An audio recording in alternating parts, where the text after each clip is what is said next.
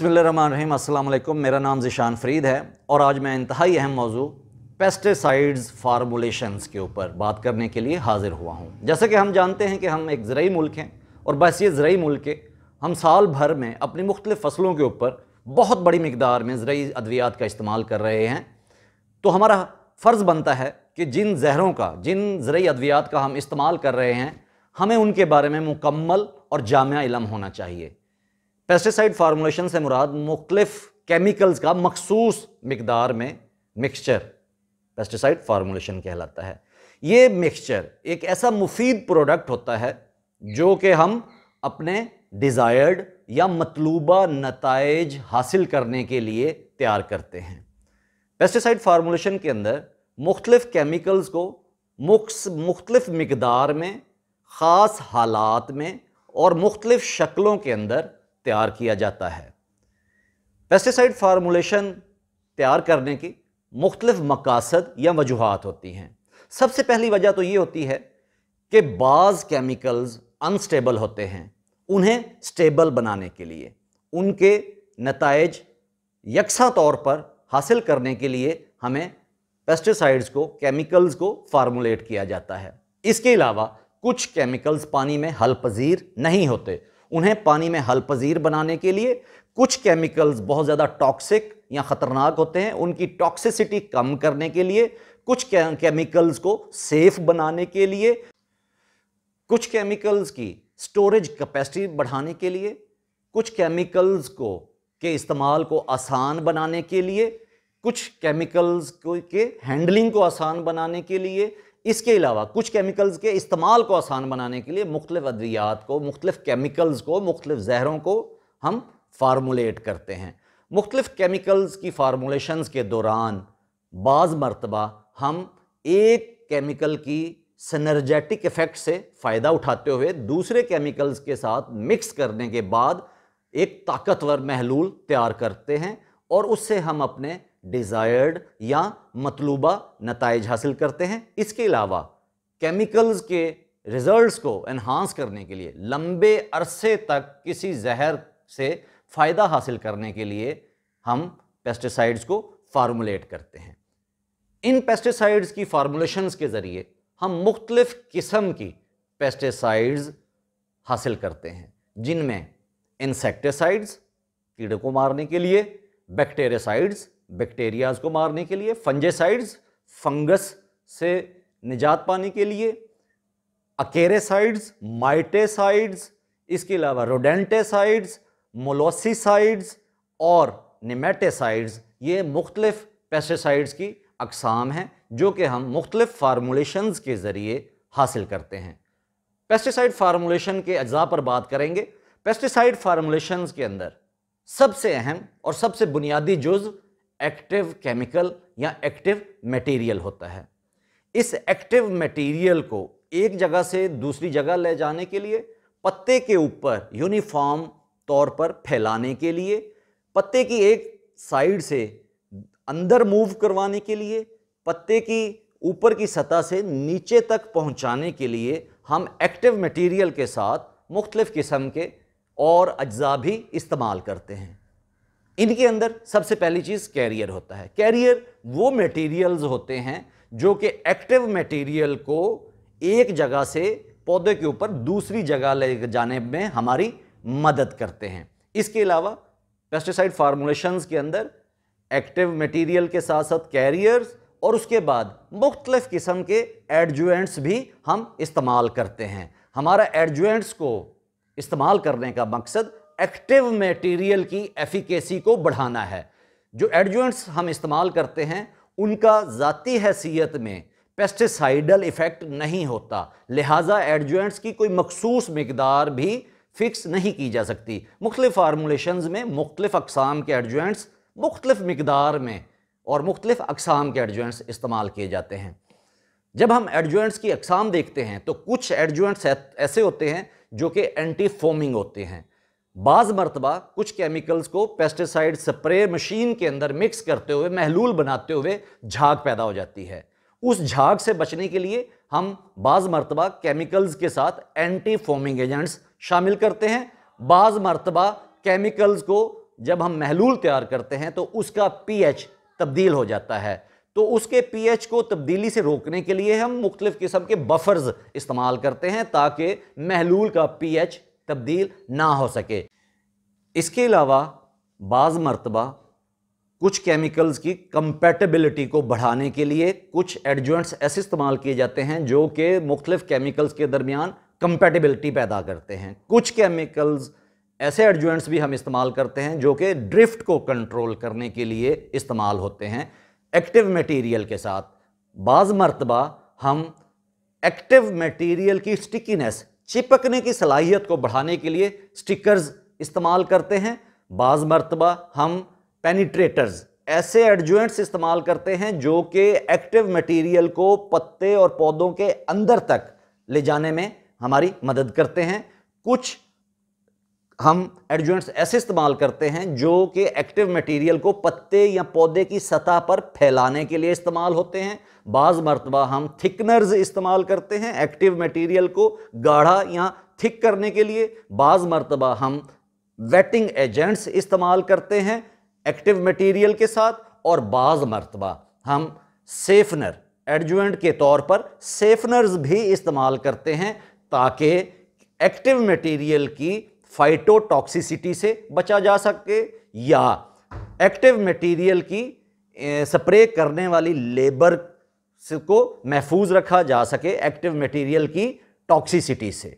ये मुख्तलिफ अक़साम के एडजुवेंट्स भी हम फार्मूलेशन के दरमियान इस्तेमाल करते हैं। इसके अलावा एडजुवेंट्स के साथ साथ हम बाज़ मरतबा सरफेक्टेंट्स भी इस्तेमाल करते हैं। ये सरफेक्टेंट्स दो अक़साम के, बल्कि तीन अक़साम के होते हैं। कुछ सरफेक्टेंट्स ऐसे होते हैं जिन पर मस्बत चार्ज होता है, कुछ सरफेक्टेंट्स पर मनफी चार्ज होता है, और कुछ सरफेक्टेंट्स पर कोई चार्ज नहीं होता। हम उन्हें नॉन आयनिक सरफेक्टेंट्स कहते हैं, और कुछ सरफेक्टेंट्स को हम कैटाइनिक सरफेक्टेंट्स और कुछ को एनाइनिक सरफेक्टेंट्स कहते हैं। ये सरफेक्टेंट्स एक्टिव मटेरियल को सतह के साथ बाज़ मरतबा सतह के अंदर की जानिब मूव करवाते हैं, बाज़ मरतबा एक्टिव केमिकल को पत्ते की सतह से बाहर की साइड पर और बाज़ दफ़ा पत्ते के चारों तरफ फैलाने में हमारी मदद करते हैं। अब हम देखते हैं कि फार्मूलेटर्स मुख्तलिफ केमिकल्स को फार्मूलेट क्यों करते हैं, फार्मूलेशन बनाने की वजूहात क्या हैं। कुछ केमिकल्स ऐसे होते हैं कि जब हम स्प्रे अगर करें, उन्हें फार्मूलेट ना करें, वैसे ही स्प्रे कर दें तो वो ड्रिफ्ट पैदा करते हैं। एक्टिव मटेरियल की ड्रिफ्ट से बचने के लिए बाज़ मरतबा स्प्रे करें और बारिश हो जाए या स्प्रे की मिकदार पत्तों पर ज़्यादा चली जाए तो वो पत्ते के ऊपर से एक्टिव मटेरियल बह जाता है, गिर जाता है, नीचे को ज़ाया हो जाता है। उस एक्टिव मटेरियल को पत्तों के ऊपर रोकने के लिए, ताकि हम यकसा तौर पर अपने फ़वायद हासिल कर सकें, बाज़ मरतबा पत्तों के साइज़ को देखते हुए केमिकल्स को हम फार्मूलेट करते हैं कि हमें मालूम होता है कि ये केमिकल किस मकसद के लिए इस्तेमाल होगा और उस वक्त पौधे की क्या हालत होगी, वो किस स्टेज पर होगा, उसका वजूद कितना बड़ा होगा, उसके पत्ते का साइज़ कितना बड़ा होगा। तो पत्तों के साइज़ के हिसाब से हम कुछ केमिकल्स को फार्मूलेट करते हैं ताकि जहर ज़ाया ना जाए और मतलूबा नताइज हासिल कर सकें। क्योंकि जब हम जड़ी बूटी के स्प्रे कर रहे हैं, जो जड़ी बूटियों को मारने के लिए स्प्रे कर रहे होते हैं, तो बाज़ जड़ी बूटियाँ चौड़े पत्तों वाली और बाज़ जड़ी बूटियाँ नोकीले पत्तों वाली होती हैं। उन जड़ी बूटियों के पत्तों का साइज़ बहुत छोटा होता है और नोकीले होते हैं, उनका जो सरफेस एरिया होता है वो बहुत छोटा होता है, थोड़ा होता है, लिहाजा एक्टिव मटेरियल मुकम्मल और यकसा तौर पर पत्तों के ऊपर नहीं फैल सकते। तो मतलूबा नताइज हासिल करने के लिए एक्टिव मटेरियल को हम इस हिसाब से फार्मूलेट करते हैं कि ना तो वो ड्रिफ्ट पैदा कर रहे, ना ही वो रन ऑफ हो, पत्तों से बहें, ना ही वो छोटे या बड़े पत्तों पर नताइज देने में नाकाम रहें। अगर पत्ते छोटे साइज़ के या नुकीले भी होंगे तो उनसे यकसा तौर पर हम नताइज हासिल कर सकें। बाज़ दफ़ा स्प्रेयर की अक़साम, स्प्रे मशीनों की अक़साम के हिसाब से भी हम केमिकल्स को फार्मूलेट करते हैं। इसके अलावा हम बाज़ मरतबा फसल की नौइयत, फसल की सेंसिटिविटी और फसल के ऊपर आने वाले मसलों के हिसाब से मुख्तलिफ जहरों को फार्मूलेट करते हैं। पेस्टिसाइड्स फार्मूलेशन में सबसे पहले हम बात करेंगे डस्टेबल पाउडर DP फार्मूलेशन की। ये रेडी टू यूज़ केमिकल होता है, मतलब ये तैयार शुदा केमिकल होता है। इसको हम लेने के फौरी बाद ही इस्तेमाल कर सकते हैं। इसमें एक्टिव मटेरियल क्रिस्टलाइन फॉर्म में होता है, क्रिस्टलाइन शक्ल में होता है। ये बिल्कुल पाउडर या दानेदार नहीं होता, बल्कि छोटे छोटे क्रिस्टल्स की सूरत में होता है। और इसमें क्रिस्टल का साइज 1 माइक्रोन से लेकर 10 माइक्रोन तक इसका साइज होता है। इसमें कैरियर एक मटेरियल होता है जो कि आम तौर पर चाक, पाउडर या क्ले की शक्ल में मौजूद होता है। शुरू शुरू में इसका इस्तेमाल बहुत ज़्यादा था, मगर क्योंकि ये इस्तेमाल के वक्त उड़कर सांस के ज़रिए इंसान के जिस्म के अंदर जाता है और सांस की बीमारियां पैदा करता था, तो इस वजह से इस फार्मूलेशन का इस्तेमाल अब तकरीबन ख़त्म हो चुका है। ये इस्तेमाल में आसान थी, सस्ती फार्मूलेशन है, लेकिन इसके जो नुकसानात हैं वो ये हैं कि ये लेबर जो इस्तेमाल कर रहा होता है उसके लिए ये सांस की बीमारियां पैदा करने का सबब बनती हैं। इसके अंदर पानी, इस फार्मूलेशन में पानी इस्तेमाल बिल्कुल नहीं होता, और इसके अंदर जो हम क्रिस्टल्स यूज़ कर रहे होते हैं वो 1 माइक्रोन से तकरीबन 10 माइक्रोन साइज़ की क्रिस्टल होती है ये। और आम तौर पर ये ऐसा पाउडर होता है जिसको हम छिड़काव करते हैं या हम स्प्रेड करते हैं मुख्तलिफ स्प्रेडर से, और ये आम तौर पर छोटे बागात में या स्पेसिफिक मखसूस एरिए पर इस्तेमाल किया जाता है ताकि मतलूबा नताइज हासिल कर सकें। दूसरी वेटेबल पाउडर्स, दूसरी फार्मूलेशन वेटेबल पाउडर या WP फार्मूलेशन है। ये फार्मूलेशन पानी में इस हल करने के बाद महलूल तैयार करके इस्तेमाल की जाती है। इसमें पानी के अंदर जो एक्टिव होता है वो हल होने के बाद सस्पेंशन बनाता है, यानी कि वो एक्टिव मटेरियल पानी के अंदर 100% हल होकर यकसा महलूल नहीं बल्कि सस्पेंशन बनाता है, और इसमें एक्टिव मटेरियल के ज़र्रात हवा में या पानी के अंदर मौलिक रहते हैं। इस फार्मूलेशन के अंदर एक्टिव मटेरियल के साथ साथ वेटिंग एजेंट भी इस्तेमाल किया जाता है ताकि एक्टिव मटेरियल को यकसा तौर पर फील्ड के अंदर अप्लाई किया जा सके। इसकी मिसालों में थायाफनेट मिथाइल और सल्फ़र 80% WP शामिल है। इस फार्मूलेशन के नुकसानात में डस्टी क्लाउड्स बनते हैं। इसके अलावा लो बल्क डेंसिटी का महलूल तैयार होता है। पाउडर जो वेटेबिलिटी जो होती है वो ज़्यादा करनी पड़ती है, और इसमें हैंडलिंग प्रॉब्लम्स भी आते हैं। इस फार्मूलेशन के अंदर जो वेटिंग एजेंट की मिकदार है वो 1 से 3% तक, डिस्पर्सिंग एजेंट्स की जो मिकदार है वो 2 से 8% तक, और पेस्टिसाइड की जो मिकदार होती है वो कम से कम 10% और ज़्यादा से ज़्यादा 80% तक एक्टिव मटेरियल इसमें शामिल होता है। इसकी मिसाल मैंने आपको बताया कि थायाफनेट मिथाइल 70% WP, इसके अलावा सल्फ़र 80% WP शामिल है। इसके बाद हम बात करेंगे सॉल्युबल पाउडर की या SP फार्मूलेशन की। इस पाउडर फार्मूलेशन में यकसा महलूल या ट्रू सोल्यूशन तैयार होता है। इसके अंदर एक्टिव मटेरियल के साथ जो इनर्ट मटेरियल होता है वो इनसॉल्युबल होता है, वो पानी में हल नहीं होता। ये प्रोडक्ट्स आमतौर पर सस्ते, बनाने में आसान, इनकी कैरेज आसान, पैकिंग आसान, और इसके अंदर जो एक्टिव मटेरियल की मिकदार है वो 15% से लेकर 95% तक होती है। इस फार्मूलेशन की जो गर्मी बर्दाश्त या हीट बर्दाश्त करने की सलाहियत है वो बहुत ज़्यादा है। एक्टिव पानी में हल पजीर होता है जबकि इनर्ट मटेरियल पानी में हल नहीं होता। इस फार्मूलेशन का एक नुकसान ये भी है कि स्प्रे करते वक्त आम तौर पर नोज़ल्स के सुराख या जो नालियां होती हैं स्प्रे मशीन की, वो नालियां अमूमन बंद हो जाती हैं, और मौजूदा हालात में SP फार्मूलेशन को कोई बहुत ज़्यादा पसंद नहीं किया जाता। अब हम बात करेंगे इमल्सिफाएबल कंसंट्रेटेड फार्मूलेशन की, मतलब EC फार्मूलेशन की। ये ऐसी फार्मूलेशन है जिसके अंदर वोलेटाइल ऑयल के साथ साथ इमल्सिफायर्स और एडजुएंट्स भी मौजूद होते हैं। इसके अंदर जो एक्टिव मटेरियल होता है, उस एक्टिव मटेरियल को इमल्सिफायर्स महलूल में हल कर देते हैं। इस फार्मूलेशन का जो मेल्टिंग पॉइंट होता है वो बहुत ही कम होता है और इस फार्मूलेशन में पानी सिर्फ और सिर्फ कैरियर के तौर पर काम करता है। जो एक्टिव मटेरियल है, एक्टिव मटेरियल वो ऑयल बेस्ड होता है, उसको हल करने के लिए इमल्सिफायर्स और एडजुएंट्स इस्तेमाल किए जाते हैं और पानी बतौर कैरियर इस्तेमाल होता है। इसका मेल्टिंग पॉइंट बहुत कम होता है। ये जब पानी के अंदर हम महलूल तैयार करते हैं तो ऑयल सॉल्युबल पेस्टिसाइड्स का एक स्टेबल सॉल्यूशन तैयार होता है।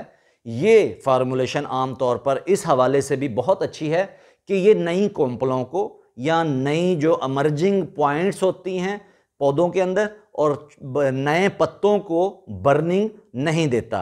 इसकी जो क्योंकि बेस जो होती है वो ऑयली होती है, इस वजह से ये ऑयली बेस होने की वजह से कई मुश्किलात भी पैदा करता है। इसके अलावा ये इन्वायरमेंटल फ्रेंडली हरगिज़ नहीं है, ये माहौल दोस्त नहीं है। ये फार्मूलेशन ज़मीन के अंदर, ज़ेर ज़मीन पानी या माहौल के अंदर पोल्यूशन या आलूदगी भी फैलाती हैं और इन फार्मूलेशंस में आम तौर पर ऑयली जो ऑयल्स इस्तेमाल किए जाते हैं या एक्टिव मटेरियल ऑयली होता है और उस ऑयली मटेरियल का महलूल बनाने के लिए हमें एडजुएंट्स और इमल्सिफायर्स भी इस्तेमाल किए जाते हैं, करने पड़ते हैं। इसके अंदर जो इमल्सिफायर्स हैं वो तकरीबन 5 से 10% तक इस्तेमाल किए जाते हैं और इसके अंदर पेस्टिसाइड की जो एक्टिव मटेरियल की जो मिकदार होती है वो 10 से 50% तक होती है। इस फार्मूलेशन के कुछ नुकसानात भी हैं कि सबसे पहला नुकसान कि ये इन्वायरमेंटल फ्रेंडली नहीं है। नंबर 2, ये स्प्रे करने वाले शख्स के लिए भी नुकसानदेह है क्योंकि ये अगर जिल्द पर लगे तो इसका महलूल इंसान की जिल्द में जज़ब हो जाता है आसानी के साथ और इसके अलावा क्योंकि इसके अंदर पेट्रोलियम की किस्म इस्तेमाल होती है तो इस महलूल को, इस फार्मूलेशन को आग लगने का भी बहुत ज़्यादा ख़तरा होता है। लिहाजा इसी फार्मूलेशन इस वक्त मौजूदा दौर के अंदर कोई बहुत ज़्यादा फेवरेट या पसंदीदा फार्मूलेशन हरगिज़ नहीं है और इसकी तैयारी भी थोड़ी सी मुश्किल है क्योंकि इसमें जो एक्टिव मटेरियल होता है वो वोलेटाइल ऑयल होता है, उसके साथ साथ एडजुएंट्स और उसके साथ साथ इमल्सिफायर्स भी शामिल करने पड़ते हैं। लिहाजा ये एक मुश्किल फार्मूलेशन है और इसके कोई बहुत ज़्यादा अच्छे नताइज नहीं मिलते। लिक्विड फार्मूलेशन में आखिरी जो फार्मूलेशन है वो सॉल्युबल लिक्विड्स या एसएल फार्मूलेशन है। ये आमतौर पर वाटर बेस्ड होते हैं और इसके अंदर जो एक्टिव मटेरियल होता है वो पानी में हल पजीर होता है। इसके अंदर जो एक्टिव मटेरियल होता है वो सस्पेंशन नहीं बनाता बल्कि एक्टिव मटेरियल पानी में यकसा तौर पर महलूल तैयार करता है जिसे हम ट्रू सॉल्यूशन कहते हैं। इसका मतलब ये हुआ कि एक्टिव मटेरियल के ज़र्रात सस्पेंडेड नहीं होते, पार्टिकल्स पानी में 100% हल हो जाते हैं और क्योंकि ये बहुत यकसा और ट्रू सॉल्यूशन बनाता है और हल हो जाता है तो उसके साथ साथ हमें स्प्रे करते वक्त महलूल को बार बार स्टेर या हिलाना नहीं पड़ता क्योंकि इसके अंदर जो एक्टिव मटेरियल है वो यकसा तौर पर पानी में के अंदर हल होने के बाद यकसा महलूल बना लेता है और वो नीचे सतह पर नहीं बैठता और बार बार हमें इसको स्टिर करने की या हिलाने की भी ज़रूरत नहीं पेश आती। इस फार्मूलेशन की जो मिसाल है वो कसुगामाइसिन है। ये फार्मूलेशन आम तौर पर कुछ केमिकल्स ऐसे होते हैं जो बहुत डेंस गाढ़े होते हैं और इनके महलूल बनाने में थोड़ी सी दिक्कत पेश आती है, हमें मुश्किल से महलूल तैयार होता है। कसुगामाइसिन इसकी मिसाल है और कसुगामाइसिन का भी महलूल बनाते वक्त हमें बहुत ज़्यादा स्टीरिंग करके इसको पानी का यकसा एक जान महलूल तैयार करना पड़ता है। इस फार्मूलेशन के और नुकसान ये हैं कि इस फार्मूलेशन को अब स्टेबल रखने के लिए, मुफीद रखने के लिए जो मटेरियल इस्तेमाल होता है वो बहुत महंगा मटेरियल इस्तेमाल होता है। ये फार्मूलेशन ज़्यादा महंगी फार्मूलेशन है। इसके अलावा इसका एक और नुकसान ये है कि जब हम स्प्रे करते हैं कि तो ये फार्मूलेशन पत्तों के ऊपर यकसा तौर पर नहीं फैलती, तो ये बहुत ही स्पेसिफिक या मखसूस या छोटे एरिए तक ही महदूद रह जाती है और ये एक्टिव इसका मटेरियल पत्तों पर बहुत ज़्यादा पैमाने पर नहीं फैलता, स्प्रेड नहीं होता। और आखिरी नुकसान इसका ये है कि ये बहुत जल्दी पत्तों से रन ऑफ हो जाते हैं, बह जाते हैं, ज़ाया हो जाते हैं और ये बहुत जल्दी पत्तों के अंदर जज़ब नहीं हो पाते। लिहाजा ये एसएल फार्मूलेशन या सॉल्युबल लिक्विड फार्मूलेशन जो है ये भी बहुत ज़्यादा हमारे लिए मुफीद नहीं है।